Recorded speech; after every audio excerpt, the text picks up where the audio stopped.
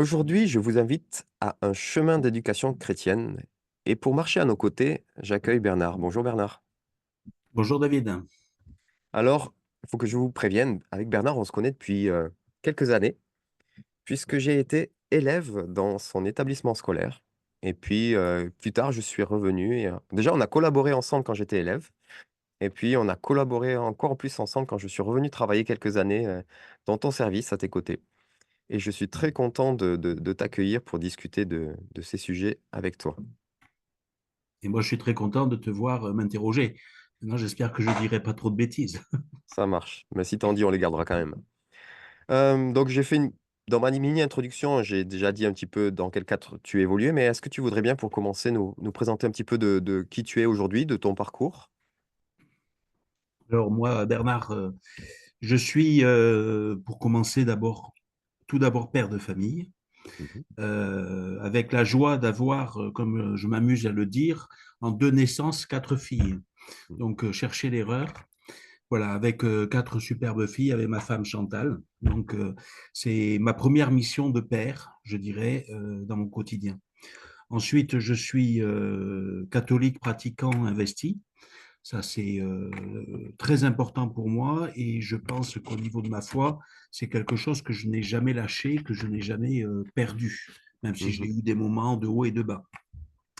Ensuite, je suis actuellement en niveau professionnel, adjoint de direction du campus La Salle Saint-Christophe, qui est à Masseube, au fin fond du Gers, avant midi, puisqu'après midi, on digère, n'est-ce pas? Donc, ça fait depuis 2003 que je suis dans cette fonction d'adjoint de direction.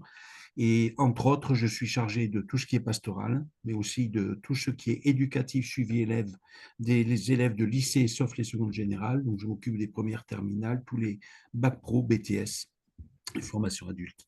Et je gère tout le lieu de vie, c'est-à-dire tout ce qui est internat, tout ce qui est restauration et tout ce qui est du pôle animation que tu connais bien, cher David. D'accord? Tout à fait. Voilà. Et d'ailleurs, je collabore avec ta maman. Eh oui. Voilà. Et donc, c'est un établissement un petit peu particulier, puisque sur à peu près 510 élèves, on a 430 internes. Donc, c'est un très, très gros internat avec, parmi ces 430 élèves internes, 120 permanents qui restent là de vacances à vacances, voire pour certains pendant les vacances. Mmh. Voilà.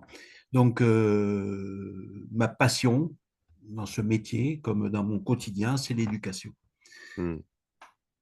Voilà un petit peu ce que je peux dire de ma personne. Après, il y a peut-être d'autres choses qui se révéleront au fur et à mesure de notre discussion. Ça marche très bien.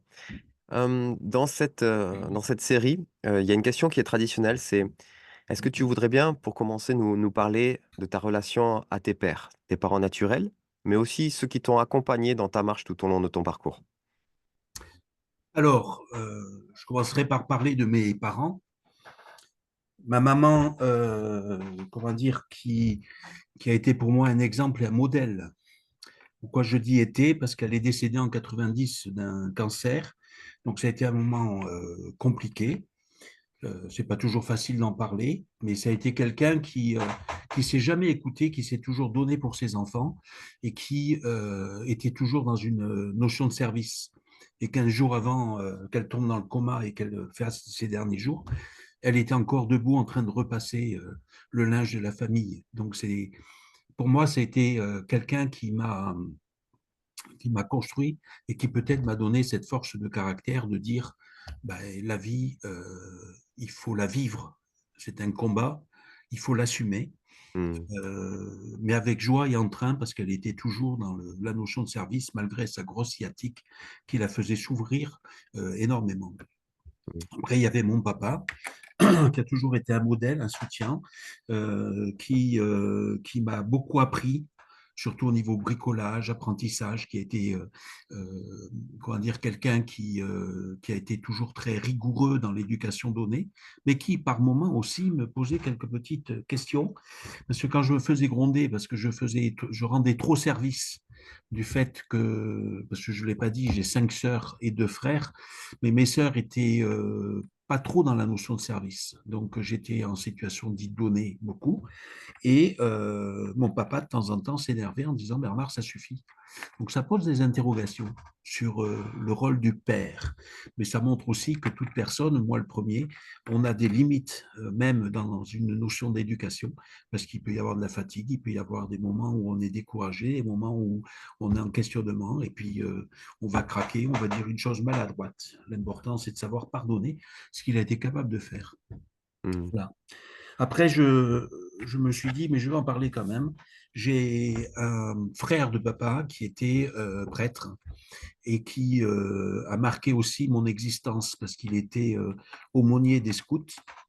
J'ai fait 15 ans, je crois, à peu près de scoutisme dans ma vie. C'était les scouts d'Europe.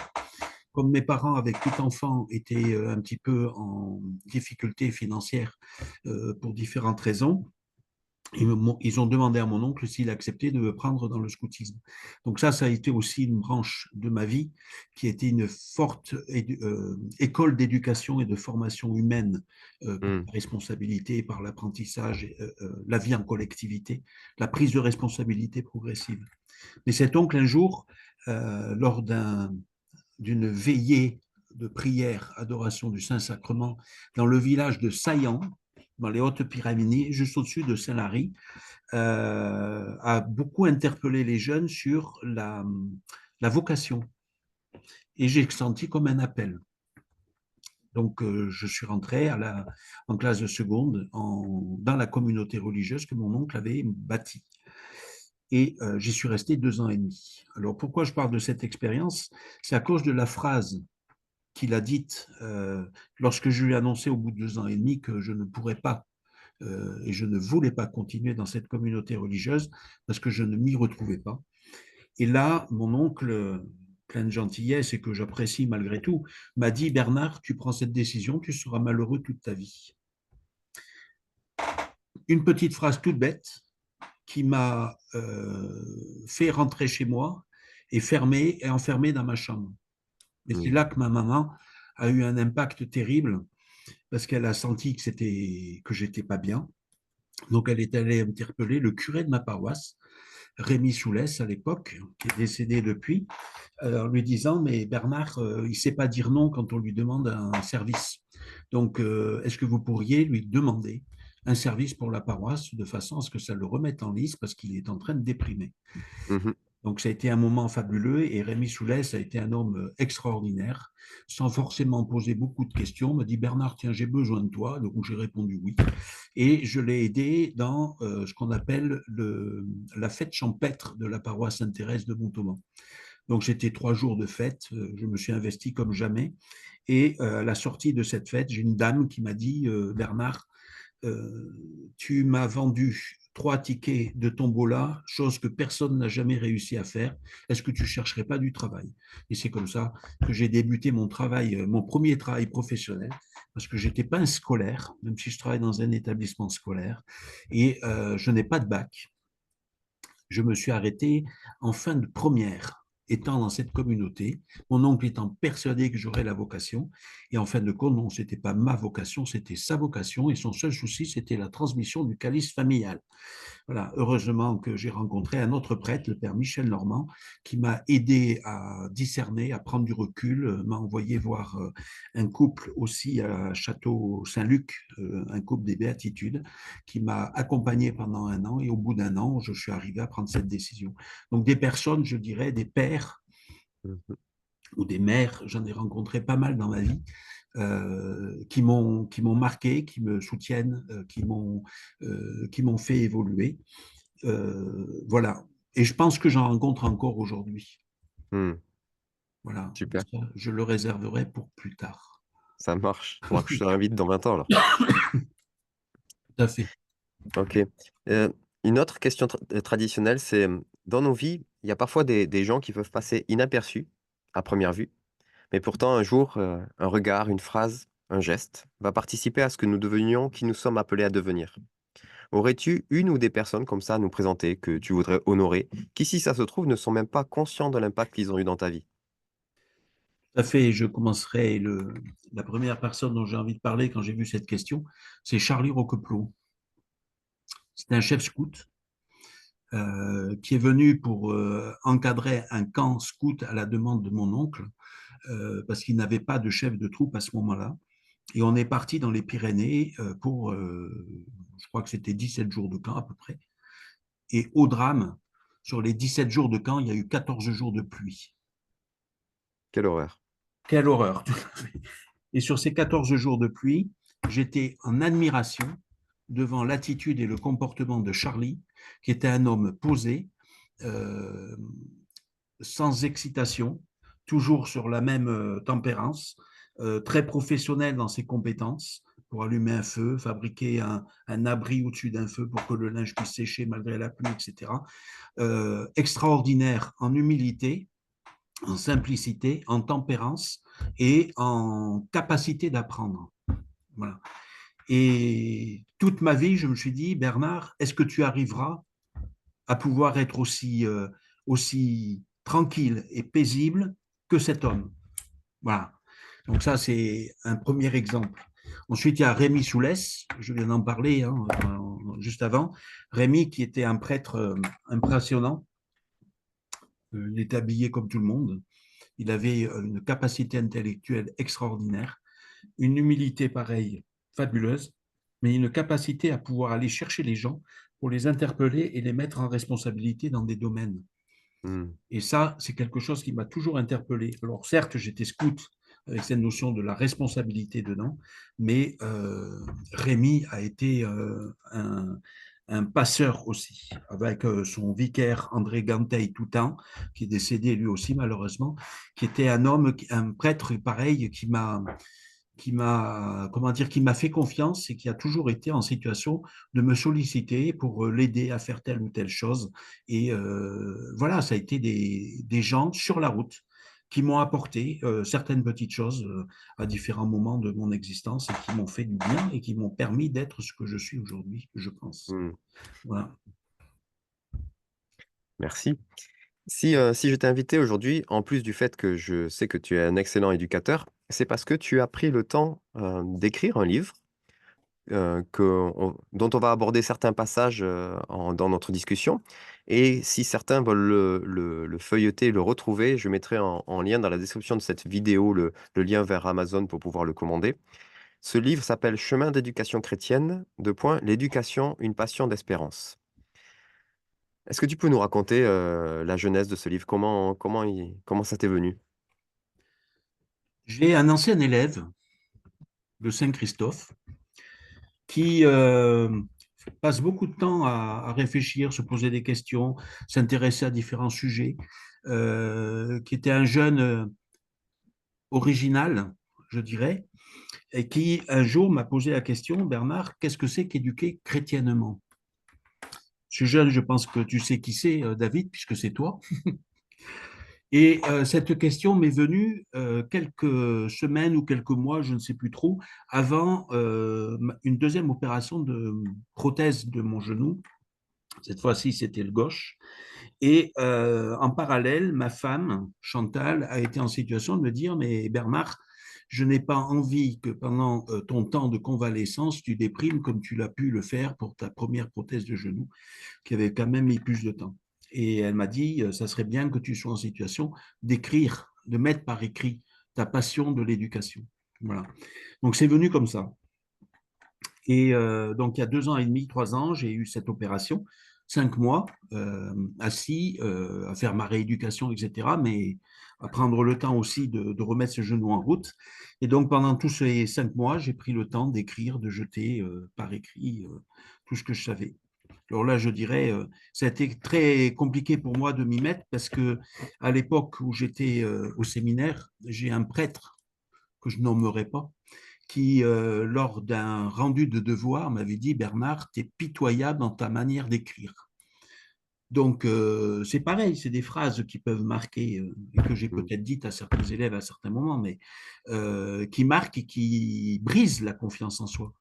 Ouais. Donc, quand il a s'agit de passer et de mettre par écrit ma passion de l'éducation avec cette phrase qui se lancinait derrière, mais ça n'a pas été un chemin forcément simple.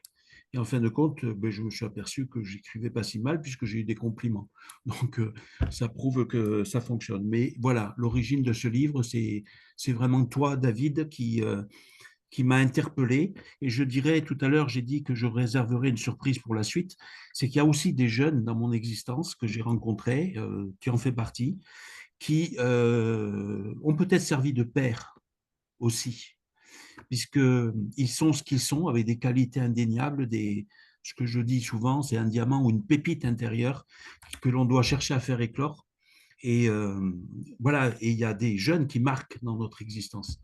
Et tu en fais partie, et tu fais partie de ces jeunes qui un jour interpellent, questionnent, posent des questions, ont des comportements qui interpellent, et sur lequel on est contraint de devoir réfléchir par de la relecture de façon à trouver la phrase, le mot, le geste qui va permettre de déclencher ce qui est nécessaire pour la réussite de leur vie, parce qu'ils le méritent tous. Voilà. Mhm. Donc merci Merci à toi beaucoup. pour ta question. Merci Bernard. Tu viens de le dire à l'instant, il y a des phrases qui brisent la confiance en soi. Et par ton métier, tu as eu à entendre parfois des choses terribles, comme cette maman qui te confie devant son fils qu'elle aurait préféré ne pas l'avoir. Comment on fait pour accompagner un enfant qui a entendu des phrases aussi terribles? Je dirais que je commencerai par dire que ce jeune, comment dire, tous les matins quand je suis découragé, je pense à lui. Parce que c'est celui qui reste en mémoire pour moi et qui a été le fer de lance, je pense, de ma volonté d'aller jusqu'au bout dans ce métier de l'éducation, qui est un métier qui est très, très compliqué. Comment permettre à un jeune comme ça de pouvoir avancer? euh, je dirais que la première des choses, c'est de commencer par l'aimer. L'aimer pour sa personne. Aimer, pour moi, c'est vouloir du bien. Donc, ça a été dans cette dynamique de dire je dois vouloir du bien pour ce jeune de façon à lui permettre de grandir. Après, il y a eu un cadre. J'ai mis un cadre absolument rigoureux vis-à-vis de ce jeune-là en disant il n'y a que par la remise dans un cadre profitable et sécurisant pour lui que je serai amené à pouvoir le construire. Troisièmement, parce que la maman m'a dit une phrase, je terminerai par ça tout à l'heure, 2 ans après, qui était extraordinaire, qui s'est résumée avec un prénom Bernard, mais je dirais c'est une équipe aussi qui œuvre derrière.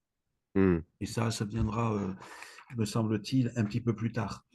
Donc, un cadre, de l'amour. Et qu'est-ce que j'ai fait pendant 2 ans? J'ai été excessivement exigeant vis-à-vis de lui. Mmh. J'ai passé mon temps à jouer avec lui, faire des parties de basket, des parties de volley, des parties de baby, de billard, etc., pour lui montrer que je l'appréciais pour ce qu'il était. Mais en même temps, chaque fois qu'il faisait une bêtise, etc., je mettais un cadre et j'étais excessivement ferme dans le fait que je ne pouvais pas cautionner ni être d'accord avec lui. Voilà. Donc ça a été 1 an de combat à me dire comment ça va finir, puisqu'il n'avait pratiquement pas évolué. On était dans des exclusions de cours, on était dans de la provocation avec ses camarades, etc. Donc, quelle voie de secours? Point d'interrogation. Fin de l'année, redoublement. Sa maman le remet chez nous. L'année d'après, eh bien, rebelote pendant un trimestre. Et que s'est-il passé? Je n'en sais rien. Et c'est ce que je raconte dans le livre, me semble-t-il. Euh, Veillée de Noël, connaît, ces traditionnelles veillées de Noël où on permet à des jeunes, collège d'un côté, lycée de l'autre, de pouvoir mettre en place des numéros de musique, de théâtre ou n'importe, de façon à produire un spectacle entièrement mené par les élèves, que ce soit la régie, le son, la lumière, que ce soit les décors, le machinisme et que ce soit les productions. Mais ils sont encadrés par des adultes. Donc c'est aussi une notion de responsabilité. Et cette année-là, qui était ma 3e année à Saint-Christophe, euh, ce jeune a accepté de s'investir dans le machinisme et la mise en place des décors. Bon, donc on l'a laissé faire. Il n'était pas sur scène en direct. Et puis la fin de la veille arrive, je remonte tous les élèves dans leur internat pour les coucher. Et une demi-heure après les avoir couchés, j'entends frapper à la porte. Et je vois le jeune Je fais attention de ne pas donner son prénom parce que j'ai pas envie de trahir, sait-on jamais, qui frappe à ma porte. Je l'ouvre et je vois ce jeune qui me dit, Bernard, je pense que j'ai compris quelque chose. Je lui dis, qu'est-ce que tu as compris? Pas de réponse. Il me tend sa main avec un opinel à l'intérieur et il me dit, Bernard, je te confie ce couteau, est-ce que tu pourras me le rendre à la fin de l'année? Donc, fin de l'année, je lui dis, surtout, n'oublie pas de me le réclamer parce que j'ai bien peur d'oublier de te le rendre. Le couteau, je l'ai toujours dans mon bureau. Euh, et ça fait quelques années, puisque je crois que c'était en 93 que ça s'est passé, cette histoire. Et retour des vacances de janvier, Pierre fut méconnaissable. Il s'est mis à travailler, il s'est mis à faire du soutien auprès de ses camarades, il s'est mis à être gentil avec tout le monde, il a progressé au niveau de ses notes et je crois qu'il avait fini vers 12 et demi de moyenne à la fin de l'année pour passer en Mm. cinquième. Et là arrive la fin de l'année. Sa maman est en train de chercher dans l'énorme table d'objets trouvés de tous les affaires trouvées tout au long de l'année. Et elle me voit passer, elle me dit, Bernard, je dis, qu'est-ce qu'il y a? J'ai besoin de te parler. Je dis, qu'est-ce qu'il y a? Vous ne trouvez pas les affaires de votre fils? Non, non, c'est pas ça. Merci Bernard, tu m'as appris à aimer mon fils. Quel plus beau cadeau. Mm. Quelle phrase extraordinaire que un tel retour d'une maman qui a appris à aimer son fils, alors que 2 ans avant, c'était, parce que tu n'as pas dit les mots exacts, la phrase exacte qu'elle avait dit, c'était si je le mets là, dans cette école, c'est pour m'en débarrasser. Si j'avais su ce qu'il allait donner, j'aurais mieux fait d'avorter. Terrible, Mm. terrible pour une mère d'en arriver à penser ça. Et en fin de compte, Pierre, par l'exigence, mais aussi la démonstration qu'il avait de la valeur à mes yeux, mais aux yeux d'une équipe, a réussi à se construire. Sa maman l'a ressenti et on est arrivé à faire quelque chose de fantastique. Et des cas Mm. comme ça, j'en ai plein, mais celui-là, c'est le premier qui m'a marqué, qui a marqué ma vie d'éducateur. Mm. Voilà. Il y en a Oui, d'autres, mais c'était le plus fort, je crois. on avait une sorte, c'était pas une blague, mais c'était une phrase qu'on se disait entre nous, entre certains éducateurs, quand j'y travaillais. C'était que officiellement, on était éducateur de vie scolaire pour accompagner les élèves, et en réalité, on se retrouvait souvent à accompagner aussi, voire surtout les parents. Et cette histoire est effectivement est magnifique d'arriver à remettre un élève sur le bon rail et de le réconcilier et réconcilier sa maman avec lui. C'est, oui, effectivement, quel plus beau cadeau. Mm, tout à fait. Et surtout quand on ne sait pas comment on a fait, Oui. c'est son secret. Mmh. Et c'est le secret de ce garçon avec sa maman. Oui. C'est-à-dire qu'aujourd'hui, si tu me posais la question de me dire qu'est-ce que tu as fait pour que sa maman apprenne à aimer son fils, j'en sais rien. Je ne Mmh. sais pas. Je Ouais. ne sais pas, mais c'est un secret qui est magnifique et qui, j'espère, leur a permis de vivre de beaux moments par la suite. Et j'en doute Mmh. Il y a un autre passage, dans ton livre où tu parles du fait que quand tu reprends un élève ou un enfant, tu veilles à faire la différence entre lui et sa bêtise. Pourquoi? Et puis surtout comment? Ça, c'est essentiel.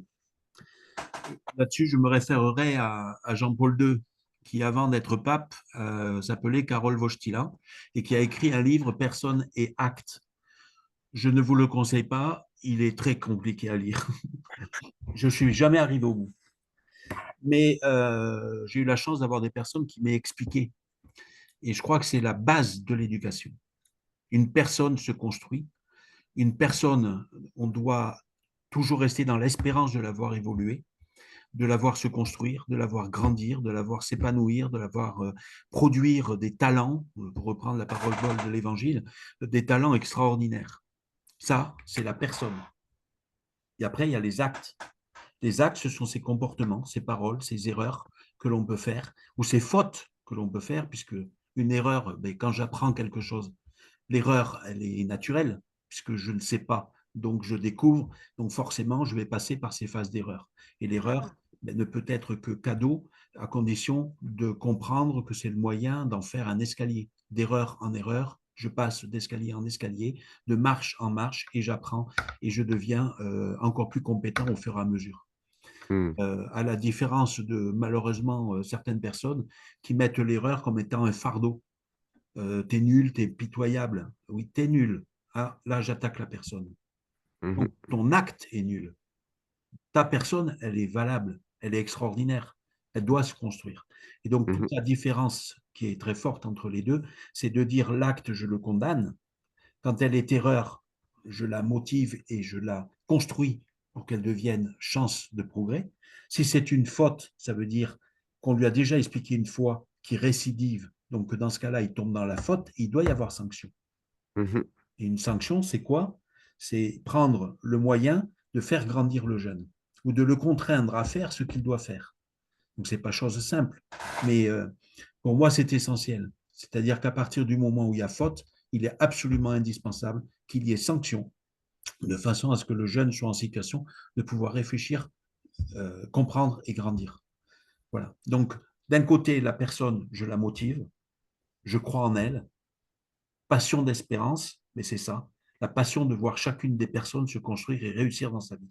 Et de l'autre mhm, côté, il y a les actes qui sont posés, un gros mot, un vol, une consommation illicite, une consommation désagréable, une insulte vis-à-vis d'un adulte, etc. Et bien ça, ce sont des erreurs, des actes que je condamne, mais ce n'est pas pour autant que je dis que tu es pitoyable, que tu es nul. mhm, Hein, il y a des phrases qui tuent, celle de mon oncle dont je parlais tout à l'heure, ou si on est dans une situation d'avoir un élève, on lui dit de toute façon, tu seras bon qu'à faire les trottoirs, ou je ne sais pas ce que tu feras de ta vie, on casse la personne. mhm, Tout ça, pourquoi? Parce qu'elle fait des erreurs dans ses actes. Ben non, les actes, on les corrige, la personne, on la construit. mhm. On le voit, tu donnes beaucoup, tu prends du temps, tu fais plein de choses, mais est-ce que l'éducateur ou le père récolte toujours ce qu'il sème? Oh non, oui et non. Ma première réaction, c'est au non, parce que, comment dire, on ne peut pas, c'est ce que je disais pour le jeune tout à l'heure, il a un secret qu'il a avec sa maman de ce qui s'est passé en lui. Quand il m'a dit, je crois que j'ai compris quelque chose, il m'a jamais dit ce qu'il avait compris. Donc, on ne peut pas récolter. Euh, on ne peut pas savoir si telle parole ou telle autre chose a porté ses fruits. C'est ce qu'on appelle la patience. Et je rejoindrai la parabole du semeur de ce côté-là. C'est-à-dire que nous semons. Alors, le véritable semeur, c'est Dieu. Nous sommes ses ouvriers. On laboure la terre, on met le grain peut-être, mais le grand semeur de la conscience, de l'esprit, c'est Dieu qui est derrière. Mhm, Je crois que ça, c'est important. Donc, je dirais non, on ne récolte pas. Mais en même temps, je dis oui. Parce que si on arrive à avoir des yeux de chrétien, pas des yeux de français, hein, des yeux de chrétien. Le français, c'est celui qui regarde l'arbre qui tombe au milieu d'une forêt. S'il est allé se balader, il y en a un où il y avait un bûcheron qui faisait tomber, ça fait un bruit monstrueux, on rentre à la maison et on est en situation, oh, tu sais pas ce qui m'est arrivé. Oui, mais les 100 millions d'arbres qui étaient autour, qui poussent en silence, on ne les regarde pas. Et je crois que mhm, notre, notre regard d'éducateur, ça doit être ce regard qui sait apprécier toutes ces petites pousses discrètes et silencieuses. Et si je prends le temps de regarder l'évolution de chaque jeune dans ce qu'il est, chaque petit signe, chaque petit bourgeon qui éclore, etc., chaque petite parole de remerciement, à ce moment-là, on récolte énormément et on s'aperçoit mhm, qu'en fin de compte, notre travail produit son fruit. Mais l'éducation demande de la patience. Ça aussi, c'est un point que je traite dans le livre. C'est-à-dire que souvent, je joue avec les mots. L'éducation, c'est une éternelle répétition. Et donc, forcément, ça demande du temps. Parce qu'on s'adresse à une liberté et que la liberté que j'ai en face est capable de faire des choix. mhm, Si je veux précipiter la chose, je ne permets pas le choix du jeune. Alors, il y a des moments où je suis énervé, où je suis fatigué, où j'en ai marre parce que ça fait 25 fois que je vois le même jeune et qui revient encore dans mon bureau pour la même chose. Et il y a des moments où on se dit, mais pourquoi tu réagis pas, pourquoi tu comprends pas? Et on voudrait accélérer. Inutile, inutile. Et à chaque fois que j'ai voulu faire ça, ça n'a pas fonctionné. Non, non, il faut semer la petite phrase et laisser germer. Hein. mhm. Il faut que la graine meure dans la terre pour qu'elle puisse porter du fruit. Et bien, c'est exactement la même chose dans l'éducation. Il faut semer, il faut laisser maturer, permettre à cette liberté de faire des choix. Voilà. Ouais. Justement, par rapport à la patience, à un moment dans ton livre, tu en parles et tu parles de comment tu as patiemment accompagné un homme en situation de handicap pour qu'il arrive à apprendre à remplir sa pipe de tabac sans en mettre partout. Ce que tu dis pas, dans le livre et que moi je sais parce que je te connais, c'est que tu as une sincère horreur du tabac.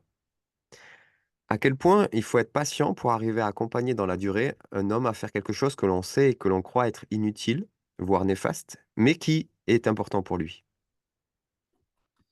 Tu parles de Jackie. Jackie, avant que j'arrive à Saint-Christophe, ça c'était dans les années 90-91. Maman venait de mourir. Et comme j'étais un peu dans le désarroi, j'ai une grande amie de Montauban qui m'a présenté une de ses copines, grande copine, qui habitait à Lozère, à côté de Marvejols, et qui était adjointe de direction d'un CAT, le CAT de la Colagne à Marvejols. Et donc, j'ai eu un entretien et cette personne m'a recruté pour 11 mois, pas plus, parce que je n'étais pas avec un diplôme d'éducateur spécialisé. Et donc, pendant 11 mois, j'ai œuvré dans ce CAT, dans la partie foyer, au deuxième étage d'un petit immeuble, et j'accompagnais tout particulièrement 5 adultes handicapés, physiques, mentales, et j'avais 2 autres appartements de 5, c'est-à-dire que souvent j'étais tout seul avec ces 15 adultes handicapés. Et parmi eux, il y avait Jackie. Jackie qui était extraordinaire, un jeune de, je crois qu'il avait 39 ou 40 ans à peu près, trisomique, qui était affectueux au possible, qui faisait ses crises aussi de manière assez extraordinaire. Et j'étais effaré parce qu'il se plaignait de ne jamais avoir d'argent et de jamais avoir de tabac. Et il achetait 2 paquets de tabac par jour. Mais la femme de ménage ramassait au moins 1,5 paquet de tabac par jour, par terre ou sur son lit. Et donc tout le monde était là en disant mais c'est pas possible. Et donc Jackie, je me suis dit moi je ne peux pas accepter de voir son argent partir dans un aspirateur quelque part. Donc je me suis dit mais tiens, preuve de patience, je vais apprendre à Jackie petit à petit à savoir bourrer sa pipe. Donc on mettait la pipe dans sa petite sacoche dans laquelle il avait le tabac. Je lui montrais comment mettre la pipe à l'intérieur et sans sortir la pipe, remplir. Il m'a fallu 6 mois pour le faire. Voilà. Est-ce que je devais dire à Jackie d'arrêter de fumer? Je ne pense pas. C'était son petit plaisir. Certes, qui n'était pas bon pour lui, mais c'était du tabac prisé en poche, qui est moins nocif que le tabac dans les cigarettes avec tout ce qu'on peut y mettre dedans, ou n'importe. Donc, bon, mais voilà, c'était son choix, c'était son plaisir, c'était son passe-temps. Et Jackie, qui était avec sa petite pipe comme ça et qui tirait dessus, fumait sa pupe, on le sentait heureux. Donc, pourquoi je n'aurais pas permis à Jackie de pouvoir évoluer? Et le mieux, c'était quand il a réussi à passer une journée à bourrer sa pipe sans verser de tabac par terre. Le sourire qu'il avait, la joie de pouvoir avoir réussi. Il a fini, il s'achetait 1 paquet de tabac par semaine. Donc vous imaginez les économies qu'il a pu faire. Alors vous allez me dire, mais les économies, à quoi ça sert? Dans le sens qu'il n'avait pas de descendance, rien. Oui, mais je ne sais pas, c'est peut-être c'est l'audace aussi d'aujourd'hui, c'est peut-être les questions de l'environnement qui déjà m'habitaient. Le gaspillage, c'est quelque chose qui sert à rien. Voilà.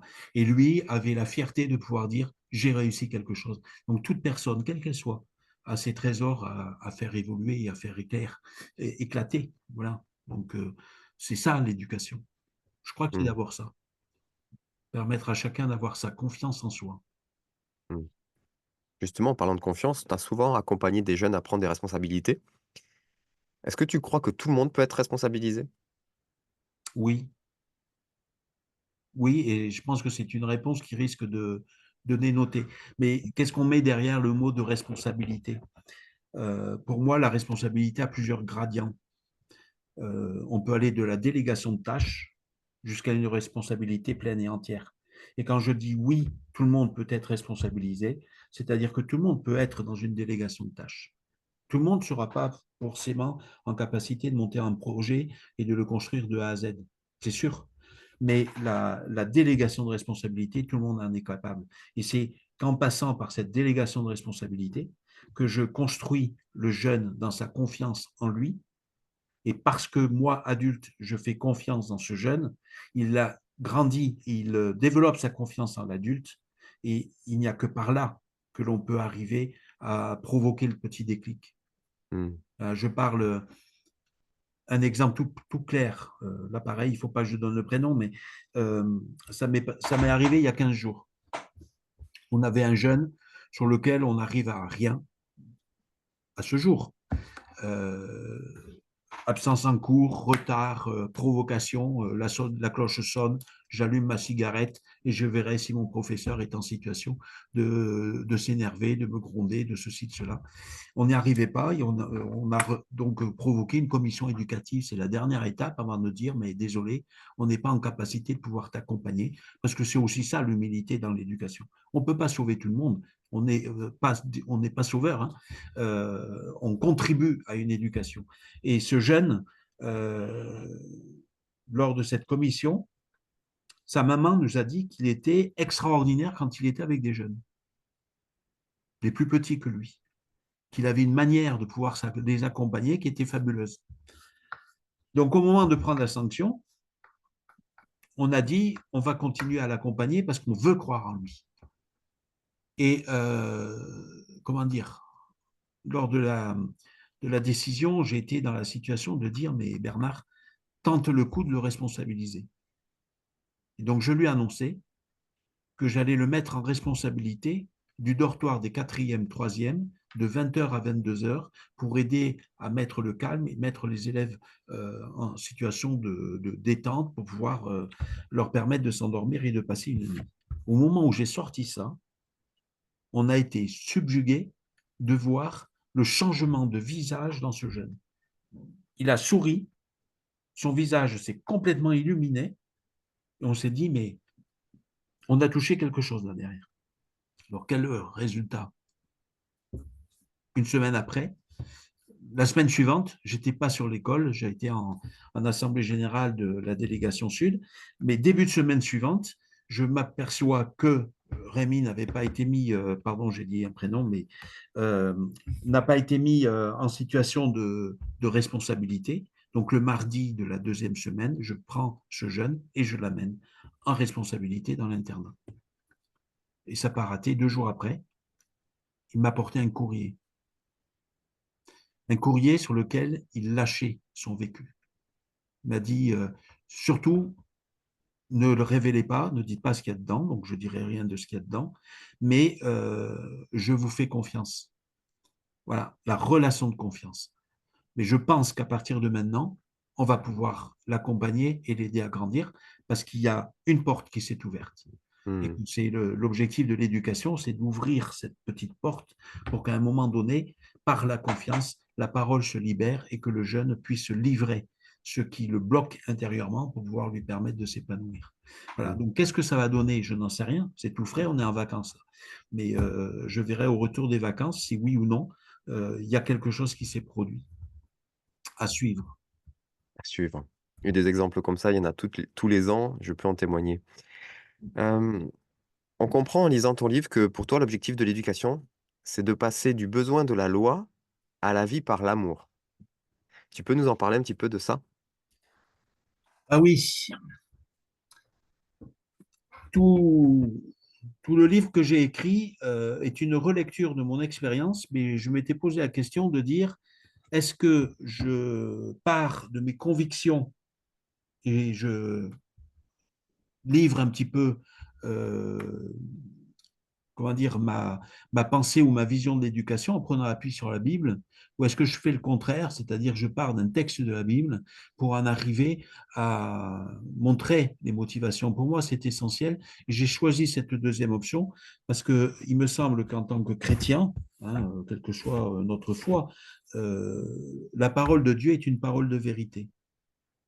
Et quand on regarde la Bible, on s'aperçoit que Dieu a une patience extraordinaire. Ça fait plus de 4000 ans, si on regarde Abraham comme le premier père des croyants qui est parti vers le pays que Dieu lui indiquera plus tard. Hein. C'est peut-être ce qu'il nous invite à faire chaque jour et j'en suis convaincu. On se met en route. Hmm. Et Dieu commence par plusieurs petits actes tout le temps, qui est d'éduquer l'homme et lui permettre d'assumer ses responsabilités. Au départ, Adam et Ève, c'est très bien, ils sont dans le jardin, ils sont libres, ils n'ont qu'une interdiction de ne pas manger l'arbre qui est au milieu. La jalousie créée par le serpent va faire qu'à un moment donné, ils vont craquer. Et la jalousie, on s'aperçoit qu'elle est constante dans notre vie de tous les jours. Caïn et Abel, jalousie, parce qu'à première vue, la fumée est mieux perçue par Dieu que son frère, etc. L'ambition avec Noé, l'arche, la tour de Babel, par exemple, etc. Donc l'homme, en permanence, est dans cette situation de, comment dire, de mettre en avant des choses qui ne sont pas constructives dans sa vie. Et on en arrive à Dieu qui donne la loi avec Moïse, les 10 commandements. Et tous ces commandements, c'est tu ne feras pas ci, tu ne feras pas ça. Mis à part les 4 premiers, tu aimeras ton Dieu, tu aimeras tes parents, etc. Mais sinon, c'est tu ne fais pas ci. Toute la vie du peuple hébreu continue et on en arrive au Christ qui en l'an 0 naît, en l'an 30 commence sa vie publique, à peu près, hein, on ne va pas chipoter sur les recherches archéologiques actuelles, mais en l'an 30, entre l'an 30 et l'an 33, il révèle quelque chose d'extraordinaire. C'est un, je ne suis pas venu abolir, mais je suis venu accomplir la loi. Et deux, il nous livre les béatitudes. Bienheureux ceux qui. Et je crois qu'en éducation, mais cette pédagogie divine est extraordinaire. C'est-à-dire qu'on est obligé de mettre un cadre. Tu ne fais pas ci, tu ne fais pas ça. Mais l'objectif de la construction humaine, c'est d'arriver à ce que la personne soit capable de dire bienheureux si je fais ci, si je fais ça. Et je pense que tout ce chemin d'espérance, c'est de contraindre et de mettre un cadre parce qu'il est essentiel, mais ce cadre doit être accepté et intégré pour que la personne soit dans la situation de dire bienheureux si. Hmm. Voilà. Et c'est ce passage-là qui me semble être une vertu de l'éducation.